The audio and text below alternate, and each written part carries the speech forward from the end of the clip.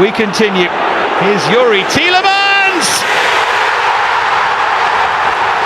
It's a stunning goal from Tielemans!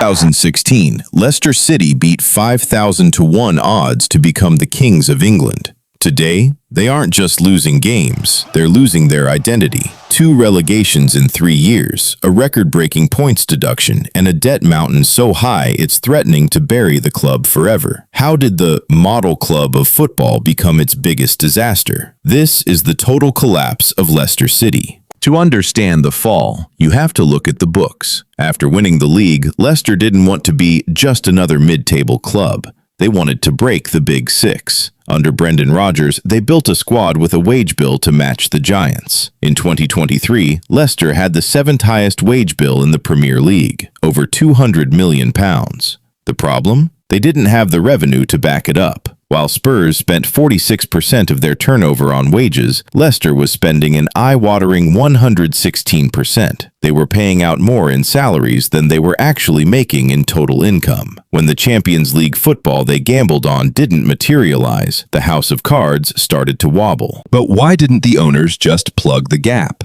This is where it gets complicated. Leicester is owned by King Power, a Thai duty-free giant. In 2018, the club lost its heartbeat when chairman Vichai Srivaddhanaprabha tragically died in a helicopter crash. His son, Top, took over during a period of unimaginable grief. Then COVID-19 hit. Thailand's tourism, the lifeblood of King Power, dropped from 40 million visitors to virtually 0. The company's revenue plummeted by 80%. Suddenly, the limitless cash reserves of the owners weren't so limitless. Between a struggling family business and a political crisis in Thailand, the leadership at Leicester became a vacuum. While the money was drying up, the magic in the scouting department vanished too.